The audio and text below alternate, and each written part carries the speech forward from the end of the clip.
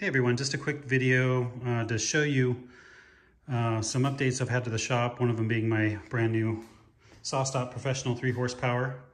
I got the overarm dust collection system with this saw, and when I first initially installed it, it would not let my outfeed table go flush to the back of the saw. So I did some thinking, looked in the instructions, and I found a way to lower that pipe down with the existing hardware that SawStop provides, and I'm going to show you how to do that right now.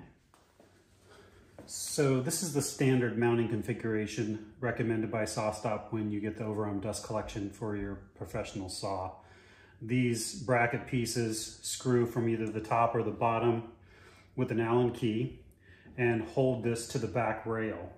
They're spaced about 20 inches apart, and you know, it holds it nice and secure. I didn't secure this all the way, but it holds it really nice and secure. But the problem is, for me at least, is that you only have about an inch of clearance from the top of the table to the tube.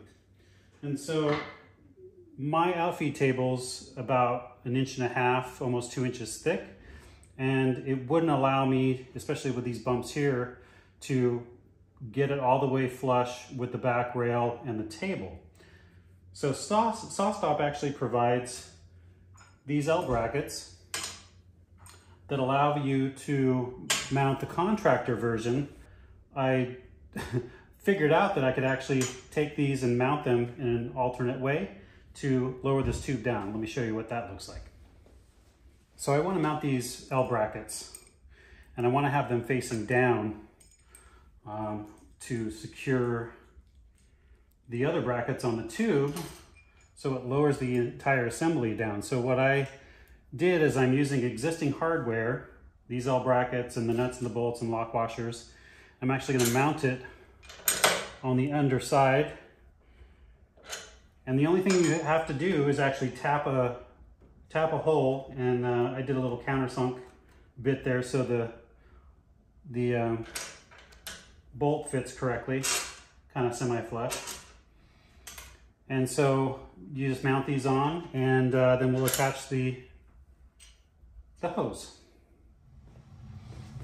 Okay, so now I got both brackets installed. These L brackets are bolted to the back rail. They hang down. This assembly attaches either from the front or the back with an Allen key to pinch this and keep it secure, and it's nice and stable. Now, I actually have